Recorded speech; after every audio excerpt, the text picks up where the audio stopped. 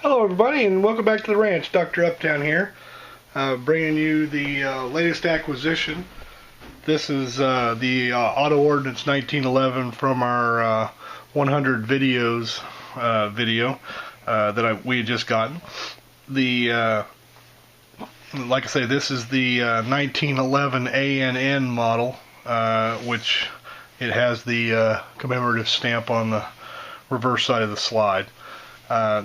Auto Ordnance is also making two other models in the parkerized, the 1911 PKZ SE, which is parkerized special edition, and then the 1911 PKZ SEW, which same pistol with exception that it does have a double diamond wood grips on it.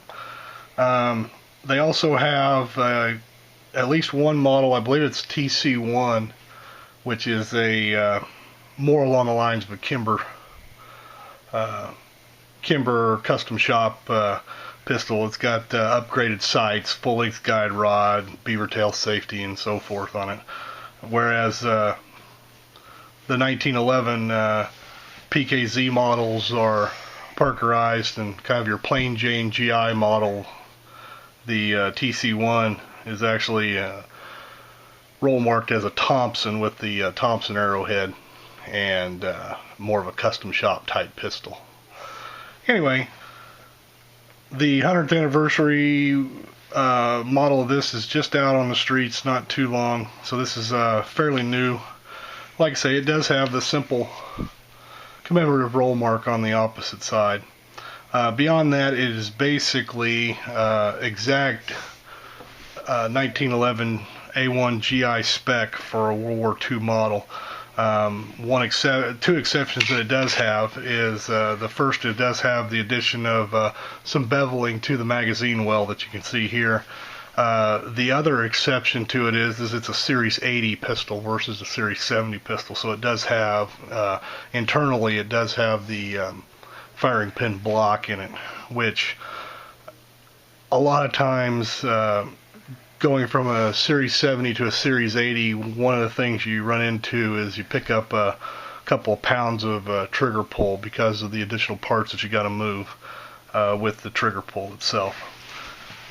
As for Auto Ordnance itself, Auto Ordnance has been around since the early 1900s.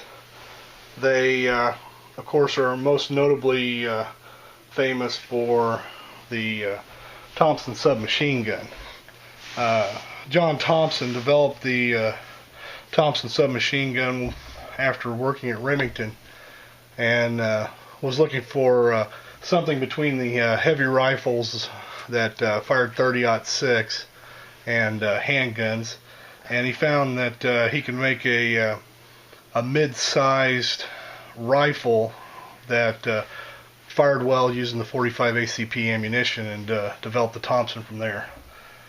And Thompson maintained business as Auto Ordnance, and the original Tommy guns were sold under the Auto Ordnance company logo, but got branded with the Tommy gun because on the original patent it was listed as a Tommy gun.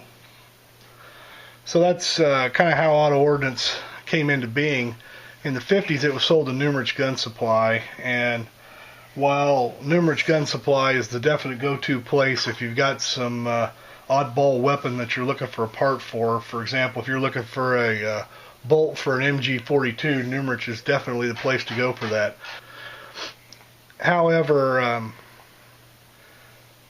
the problem with Numerich when they went to building 1911s and selling them under the Auto Ordnance name was they were basically buying frames from one supplier, buying slides from another supplier, and personally I think what they were doing is, since they were buying these giant lots of parts from the armories, they were just picking up all the 1911 parts and initially just sorting those parts out into individual gun parts kits and then putting the kits together without a whole lot of work or handling. So quality control from auto ordnance during the Numerich age was kind of an oxymoron. If you got one that worked, you were very, very lucky. If you got one that didn't work, you were lucky if you could get it to work. There are folks out there that have them and swear by them, but there's probably 10 folks for every one that swears by their old auto ordnance that will tell you that they just were never able to get the thing to work right. And it gave auto ordnance an absolutely horrid reputation. In 1999, the auto ordnance name was purchased by Carr. That's K-A-H-R. They're the makers of PM9. They make a lot of good quality handguns. And Carr bought the company realizing the reputation and wanting to do something about it to make it back into a name of gun, a name that was synonymous with guns that could be trusted and were well built and well constructed.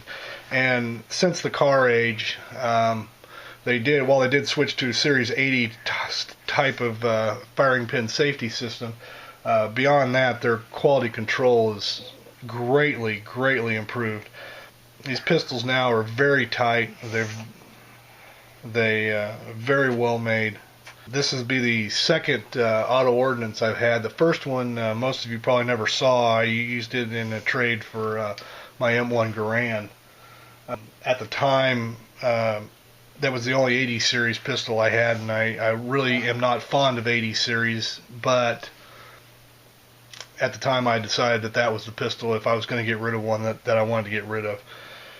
So now I've come back. I bought another auto ordnance. I bought the 100-year commemorative version, and the quality is just as good as the original PKZ that I bought. So whether I'll shoot this or not, I don't know, but like I say, they have greatly, greatly improved the quality. Pretty much the only complaint I hear about the auto ordnances now is either stove piping or brass hitting you in the face. And it was the same with my previous auto ordnance that I had. I had the same problem. And I found that just adding a little bit of extractor tension took care of that problem, made it an ultimately perfectly reliable pistol that wasn't throwing brass back at me. So I don't know why, because I bought my original PKZ in 2000, so it's been 10 years and I'm still hearing the same complaint. So whoever they've got adjusting their extractors just isn't doing a thorough enough job of testing them prior to leaving. I guess the attitude is as long as it's throwing the brass out, it doesn't matter where it's going. But yeah, a little bit of additional extractor tension,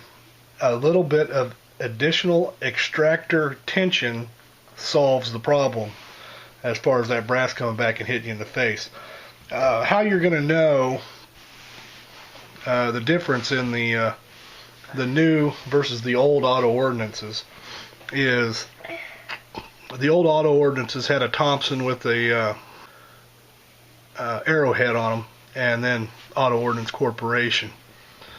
The new Thompson TC1 only has the Thompson with the arrowhead on it if you're getting the custom shop model. If you're not, this particular one and all the PKZ models just say Model M1911 U.S. Army as a roll mark on this side. Obviously, this one being a 100th anniversary model has the 100th anniversary roll mark. But where you're going to want to watch is down here where it says Auto Ordnance Corporation. In this case, being a Carr version, this is made in Worcester, Massachusetts. The models of the Auto Ordnance that were made by Numerich Gun Corporation also said Auto Ordnance, but they are from West Hurley, New York. Everybody knows that the West Hurleys are bad news. I have many a time gone to a gun shop, saw a 1911, looked it over, thought, wow, what a beautiful looking gun.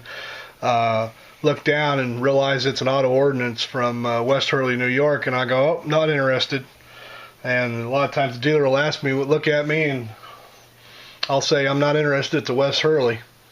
And I've never had anybody question as to why I was passing up on that weapon. So there are a lot of them around to find. You know, if you just are dead set on going out and tinkering with the 1911 and don't want to spend a lot of money, the Westerleys would be the way to go. But beyond that, I would shy away from, particularly if you're not familiar with the intimate workings of a 1911, because they generally will require an extensive amount of work.